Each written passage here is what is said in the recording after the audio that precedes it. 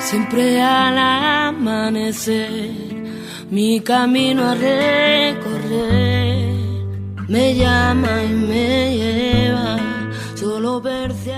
Hola oyentes de Radio Sefarad, volvemos a andar por los caminos del judaísmo, caminando el judaísmo con Ethel Barilka. ¿Qué tal, Ethel? Muy bien. Pues estamos ya en la tercera entrega, estuvimos hablando en general del concepto de caminar el judaísmo, del judaísmo como pedagogía, y hoy vamos a ir a un tema concreto. Hoy vamos a hablar de Yom HaAgunah y nos vas a explicar qué es este concepto, primero porque lo hemos dicho en hebreo, y segundo porque el concepto de Agunah es un concepto bastante escurridizo que solamente la gente más allegada al judaísmo entiende exactamente qué es, pero nos lo vas a explicar. Sí, creo que vale la pena marcar que el día del ayuno de Esther ha sido declarado por las organizaciones femeninas judías en Israel y en el mundo como el día de la Agunah. Como tú dijiste, la palabra Agunah está muy difícil de explicar y de traducir lo que quiere decir. La palabra Agunah viene de la palabra Ogen. Ogen quiere decir ancla. O sea que si tendríamos que de alguna manera traducir en una traducción muy libre, diríamos algo así como la mujer anclada. ¿Y a qué se refiere? El concepto se refiere en primer lugar en nuestras fuentes a aquella mujer cuyo marido ha desaparecido y no se sabe su paradero. Por lo tanto, la mujer queda sin saber si está viuda o cuál es su estado. Una mujer que no es viuda no puede volver a casarse o que no está divorciada. Uh-huh. Por lo tanto, ¿por qué se llama Agunah? Porque está anclada, porque está atada a una situación que no le permite reconstruir su vida. Un ejemplo de eso, tal vez el ejemplo más famoso a nivel mundial o el que más prensa ha hecho, es la esposa de Ron Arad, el soldado israelí desaparecido, cuya señora... que llevaba desaparecido casi 20 años. Sí, ¿no? Más de 20 años, que no puede volver a casarse porque no es viuda, no se ha comprobado la muerte de su marido, pero por otro lado no se sabe.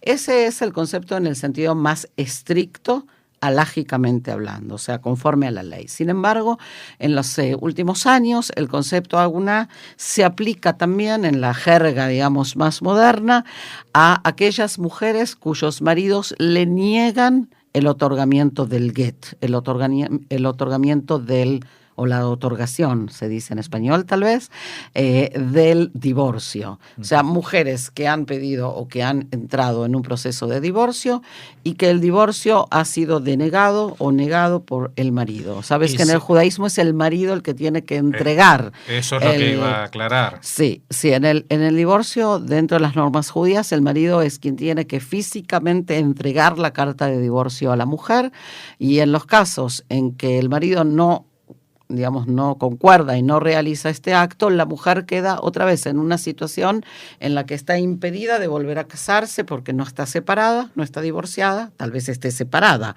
o sea, tal vez no viva con su pareja ya, pero sigue estando casada. Por lo tanto, no puede volver a contraer matrimonio.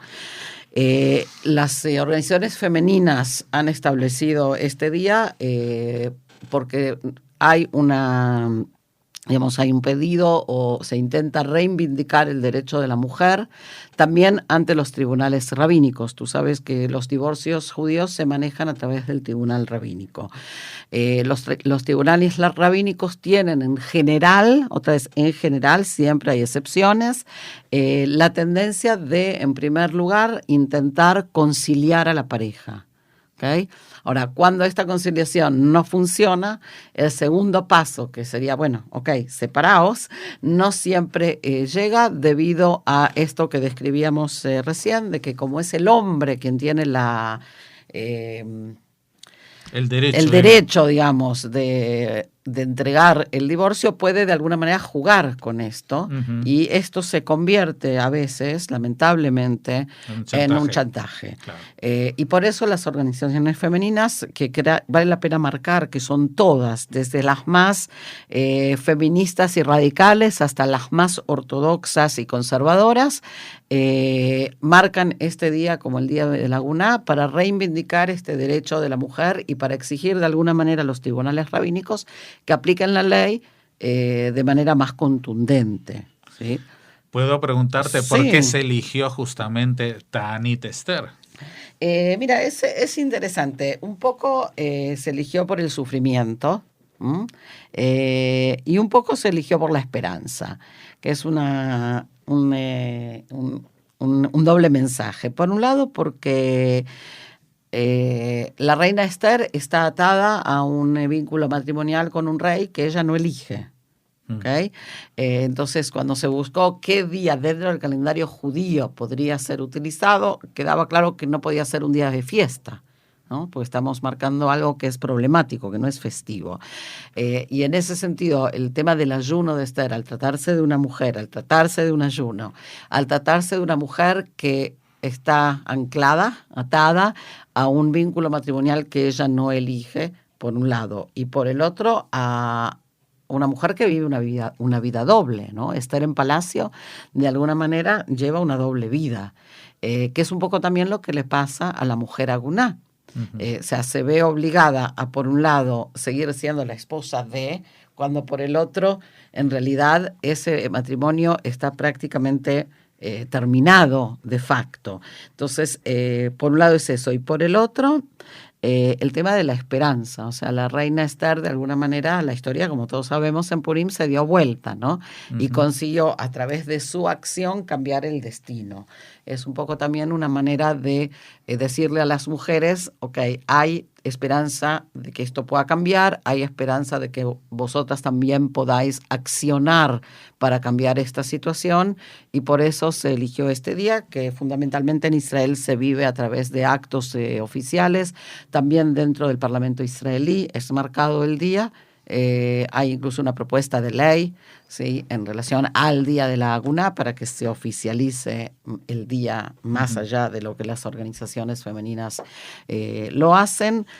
Y es un tema muy, muy candente, yo diría, en la sociedad israelí, pero también en toda sociedad judía. Lo que pasa es que a veces en las comunidades judías diaspóricas la gente tiene menos conciencia de esta situación a veces. Los matrimonios civiles, porque se soluciona. Exacto. De otra el manera. problema es ese, que no se soluciona. O sea, hay una ilusión de solución porque se dice, ok, la persona se separó por civil. ¿Okay? Si se casó por civil, se separó por civil. Pero de hecho, desde el punto de vista de las normas judaicas, esa persona sigue estando casada si no ha hecho el get.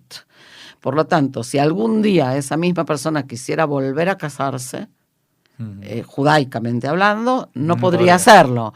Y no solo eso, sino que desde el punto de vista de la norma judía, esto también puede perjudicar a su descendencia. Por lo tanto, es muy importante aclarar que sí vale la pena, como digo yo, cuando se termina la historia, terminarla en serio, tanto en lo civil como en lo religioso, para que quede esto marcado. Ahora, hay algunos fenómenos interesantes, como países, digamos, el estado de Nueva York, por ejemplo, condiciona el otorgamiento del divorcio civil al otorgamiento del divorcio religioso. Siempre y cuando lo haya habido, porque uno en Nueva York se puede casar. Sí, claro. Estamos hablando ahora del matrimonio judío. Quiere decir que si el tribunal rabínico no ha reconocido el no ha dado el get, la persona no se puede divorciar por civil.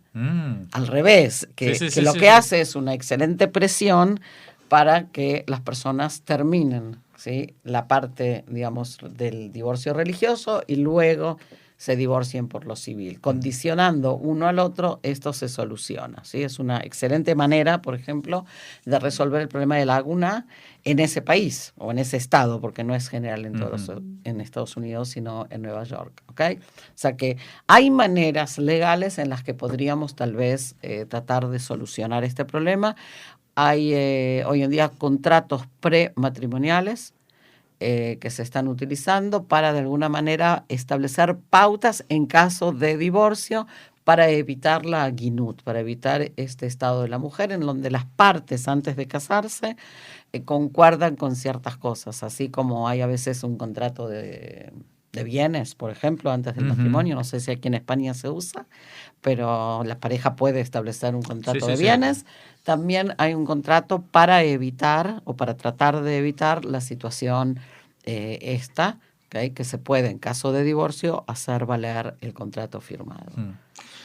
Llama la atención, bueno, habrá mucha gente la que nos oye y no está muy familiarizado con los términos del judaísmo. Primero que se asombrarán que en el judaísmo exista el divorcio y que esté regulado por las autoridades religiosas, lo que nos diferencia, por ejemplo, el cristianismo, que el tema del divorcio ya tiene que ir al obispado, no sé exactamente el trámite, pero que es bastante más complicado. Sí. Y no solamente eso, sino que se contempla esta situación de la aguna, que uno dice, bueno, es una situación de desamparo bastante típica de los tiempos modernos, pero de pronto está contemplada por la literatura rabínica desde hace mucho, ¿no? O sea que no se ha inventado. La situación de desamparo de la mujer casada no es un invento moderno. No, para nada. Mira, si ya nos remontamos a eso, primero podríamos hablar de la ktubá, del contrato matrimonial. En el judaísmo existe el contrato matrimonial. El contrato matrimonial viene de ahí de por el año 300, 400. ¿Okay? O sea, ya está pautado en la Mishnah, en el Talmud. ¿Y por qué se hace? Se hace justamente como una manera de proteger a la mujer. ¿Okay? Porque ¿qué dice el contrato ese? El contrato ese dice, en caso de divorcio, el hombre deberá pagar tanto y tanto a la mujer. O dice, en caso de fallecimiento, la mujer, etcétera, porque la mujer no hereda. ¿Okay? Entonces, viene la ketubá para, de alguna manera, proteger los derechos de la mujer o este desamparo del que tú hablabas. Eso como primer paso. Como 1000 años después, viene Rabbeinu Gershom en Alemania y plantea que no se puede divorciar a la mujer sin su consentimiento. O sea, en el judaísmo existe el divorcio, y si nosotros nos remontáramos únicamente a la literatura de la Torá, el hombre podía divorciar cuando quería. ¿Okay? Esto es acotado un poco por la ketubá, que dice, te quieres divorciar, muy bien, pero paga. O sea, no es tan fácil tomar otra mujer, y la ketubá equivalía en la antigüedad al salario de un año entero. O sea, que no era algo simple, ¿sí? Era una carga económica importante que hacía reconsiderar esto de, bueno, me cansé de esta mujer, me agarro otra más joven, por ejemplo, ¿sí? Y 1000 años después, y hace 1000 años, porque ya estamos en el 2000, se establece esta norma de que no se puede divorciar contra el consentimiento de la mujer, o sea que hay otro aspecto más de protección. El tema de la aguná ya lo plantea también el Talmud, lo plantea posteriormente el Shulchan Aruch, la imagen de un hombre que desaparece, el texto habla de Yarad, la persona que entró al mar y desapareció. ¿Okay? Hay que decir que fue al mar y después salió de viaje y naufragó. Aquí en España se dice se fue a por tabaco. Sí, se fue a por tabaco. Pero puede pasar, ¿no? Que una persona, digamos, entró, navegó a algún lugar, naufragó, tú no sabes si vive o no vive. Nadie del otro lado de la orilla, por ponerlo así en imagen, sabe si esta persona vive o no vive. Entonces es muy difícil establecer cuál es la situación de esta mujer. Esa mujer queda en ese sentido fijada en una situación de la cual es muy, muy difícil salir.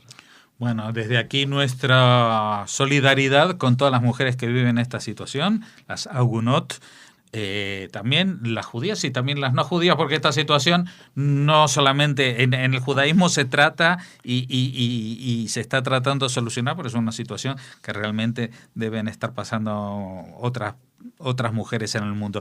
Así que, como siempre, te doy la última palabra si quieres redondear el tema o decir algo más de despedida.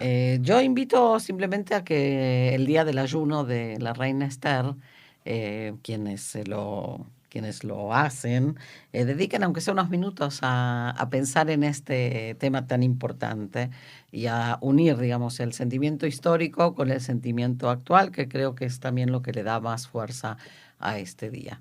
Muy bien, y ya saben, la semana que viene seguiremos caminando el judaísmo junto a Ethel Barilka. Muchas gracias, Ethel. A ti, Jorge.